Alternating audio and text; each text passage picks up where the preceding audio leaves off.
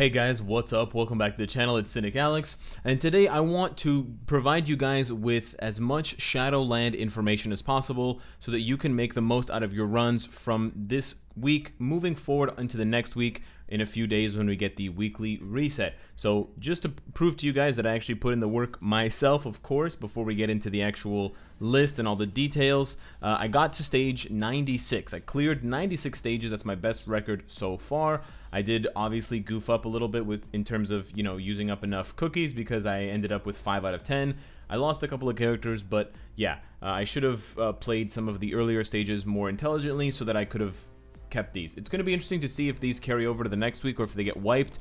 I hope that they do carry over, especially for those of you that are stuck at like 8 or 9 out of 10, but we don't know yet. Additionally, please try to keep your comments in this video to the actual content rather than the rewards. I'm gonna make a separate video aiming down my sniper sights at the bad rewards, or the kind of unfulfilling, unsatisfying rewards of the new Shadowland. But first, let's figure out together how we can get better at Shadowland so you guys can push as far as you can and as far as you want to push. I know some of you guys still won't play Shadowland very much, but if you want to, I've created the following guide. So this is the Shadowland guide. It's updated for the newest patch, so it's got all of the characters, Juggernaut, Sabretooth, etc.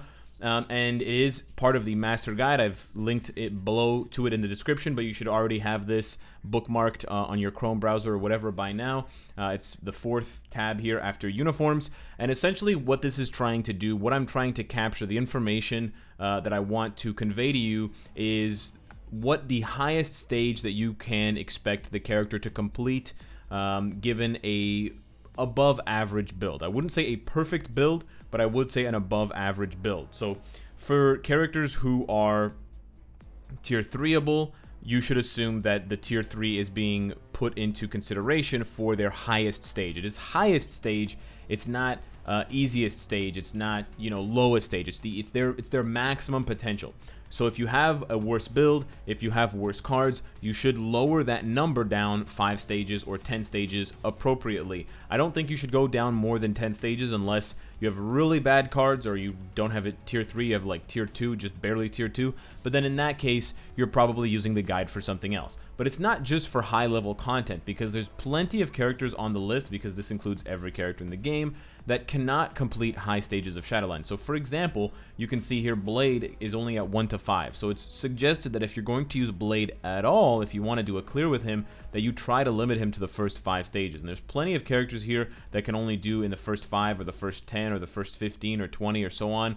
And so because of that, you can more easily relegate characters to, okay, these are the characters I'm going to try to use for my first 30 clears, and then this is who I'm going to save till the end. Now the vast majority, actually not the vast majority, all of the numbers that I have listed here are either from personal experience, i.e. I was able to use Archangel on a stage 60 or roughly 61, 62 of Shadowland as a solo, or they were given to me and they were told to me by members of my Twitch chat, so people that are watching and kind of letting me know, hey, I managed to do, you know, Kate Bishop on a stage 35 plus. I managed to do Moon Girl on a stage 50. Moon Girl has a self-buffing leadership, and so that information, as well as big credit to I think it's J Mackey 1974 or J Mkey 1974 for his Reddit post that has a lot of similar information and really focuses on like the first 50 or 55 or so stages. So huge credit to him or her or whoever they are. That's why their name is there. I did reference heavily that list as well to fill in the gaps of characters that I didn't have yet, that I didn't have experience yet. But then the ones that are left over are ones that I just wasn't able to test out individually. Now, in addition to characters that I tested out individually, I've also listed characters that perhaps can do something with a leadership. So for example here, Sandman, he was listed as being able to clear a stage 45 destroyer with a 30% lead. It's very important to not only pair the information of highest stage with easiest stage, because 90% of the time or 95% of the time, the highest stage also needs to be accompanied by the easiest stage. I'm not saying that Black Widow can clear a stage 55, any stage 55. I'm not saying she can clear, you know, a speed rumble where you have 4 blast characters to take down and she's doing it solo. It's not what I'm saying. saying. It has to be a particular stage. Now, of course, for some of them, I've listed their stages because they don't actually... I mean, pretty much any stage that Deadpool is eligible for, that he can actually deal normal damage on, he will absolutely destroy. He will dunk. At tier 3, I was doing insane damage. He can definitely go above 100. It's actually that unreal.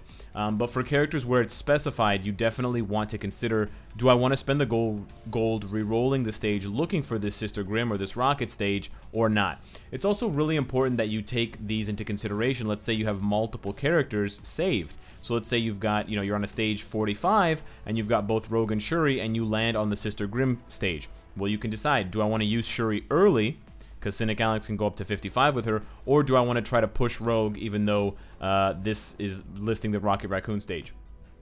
This isn't meant to be an exhaustive list of all of the easiest stages for the character. This isn't meant to be a list that points out every single stage that a character can complete. So obviously if it says, stage 77 for Emma Frost, you can go ahead and clear stage 70 with her, even if you have a better Emma Frost build than I do. It's just a rough outline and guideline so that you can see what the kind of upper tier, I don't want to quite say maximum, but close to maximum, like 8, 9 out of 10 maximum potential is for these characters. Because even though, there are a lot of characters in the mythic tier, for example, not all of them can solo the same amount of content. So for example, even though Strife and Scarlet Witch are very close in power level, perhaps on the meta snapshot or on the tier list, Scarlet Witch has a leadership, whereas Strife does not. So Strife will struggle generally more often than Scarlet Witch will. In addition, if you have a defensive build for Strife, for something like Alliance Tournament or Timeline Battle,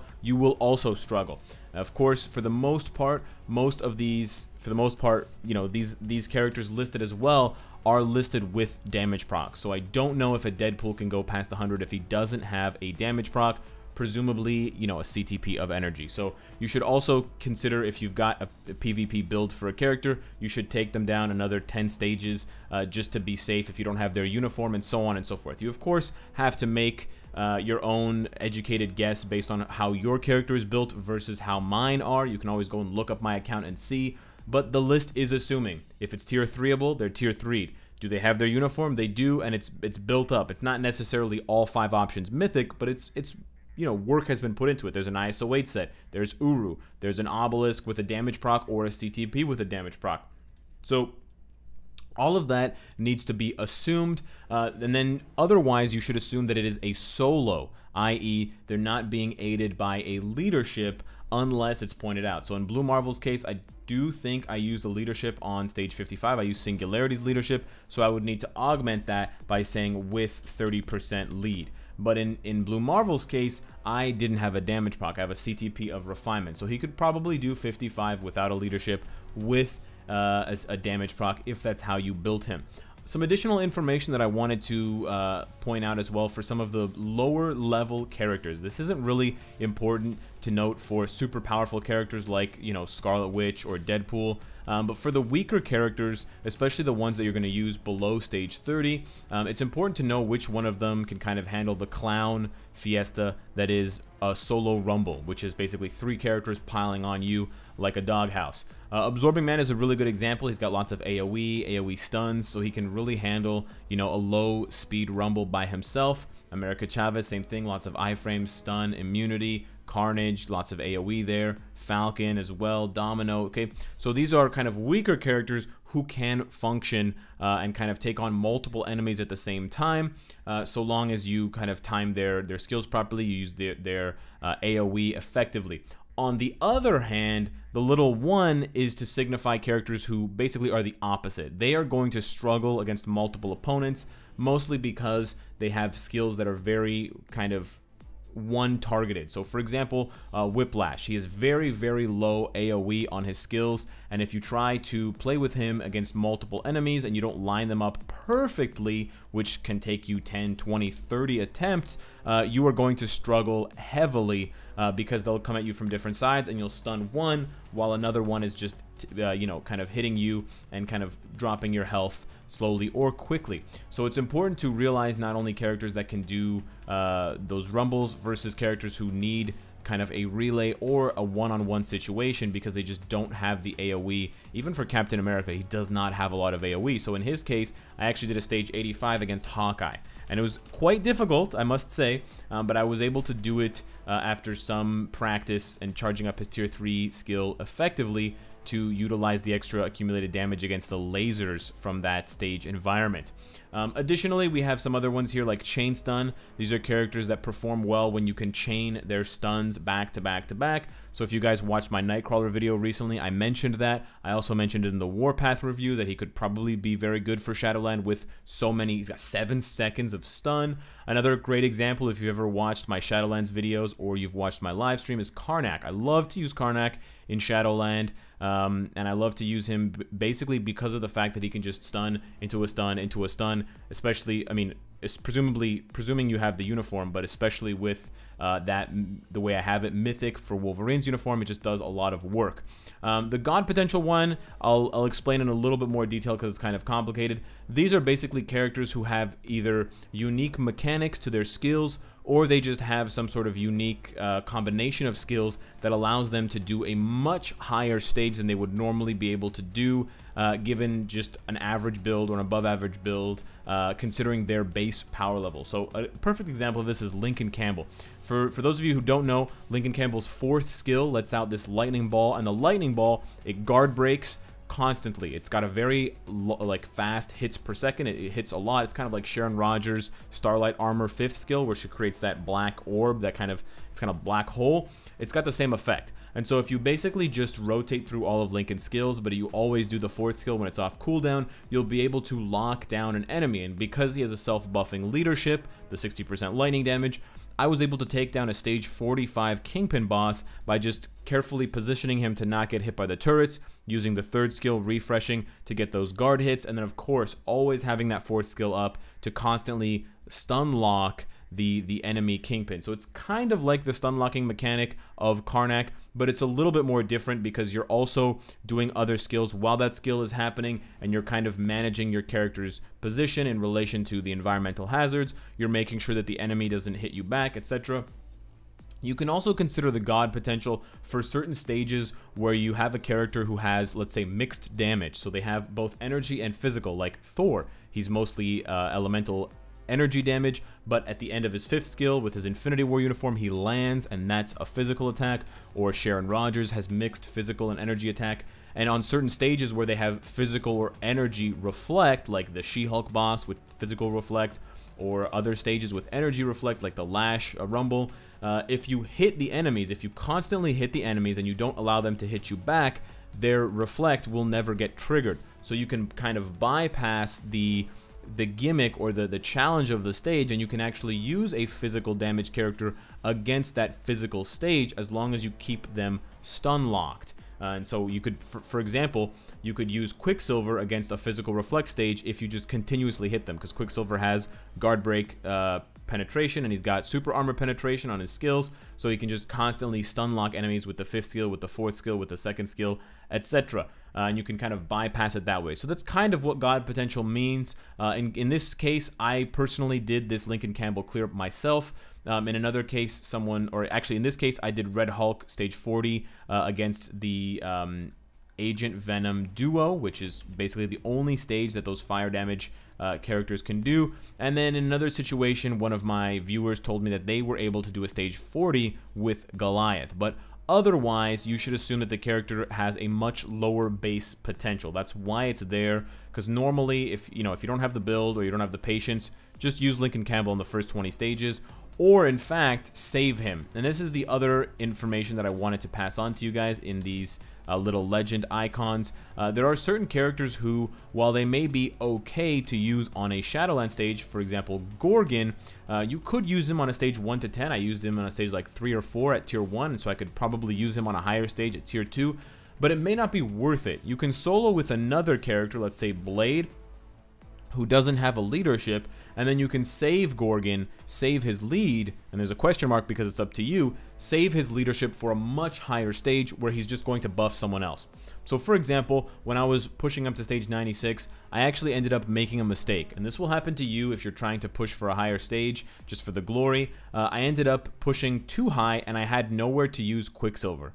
Yes, I actually I failed to use Quicksilver before the stage got too difficult. And basically, I was at stage like 88, 89, and I tried using him on any stage that I rolled to. I kept wasting gold. I kept trying different combinations, and I couldn't do it. I had a 30% War Machine leadership that I used to buff him, but that wasn't enough. I screwed up. But if I had, for example, saved a much more powerful leadership like Beasts with the 50% or Gorgon with the 45, it's possible that I could have done it. So for certain characters who are just quite weak on their own, but have a leadership that can be exploited for a much higher stage to boost a character, you can take that into consideration. I've not listed every single character that has a leadership, and some of them are good enough on their own where they can still do a stage, like Ebony Maw could probably do like a 40 or 50 on his own. So this is not a rule, it's just an idea, and it's a possibility that you can think about using them as a buff rather than as a solo clear for your own personal Shadowland kind of run. Now, of course, this might all be pretty meaningless to you if you're not going to run past stage 30.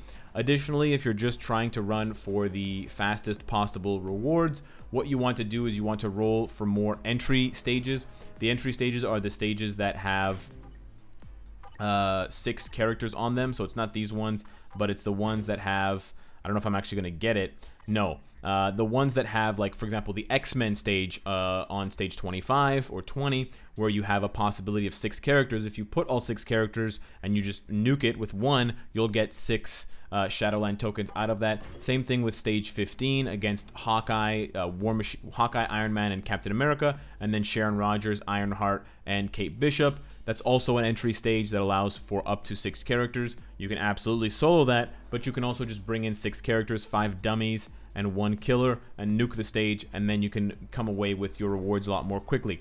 You may end up spending more gold doing it that way, but if you're just looking for a speed clear to get the maximum amount of rewards with the least amount of time, that may be your best option. So hopefully this list helps. I'm going to continue to improve it and kind of fill in all of the gaps here with the easiest stages and the highest stages. If there's more information on this list that you want to know that's not here yet, let me know down below in the comments. Let me know also what you think of this guide in general, if there's something missing or there's something else that I'm not quite touching on. And of course, if you like what you see, I hope to see you again tomorrow. Take care.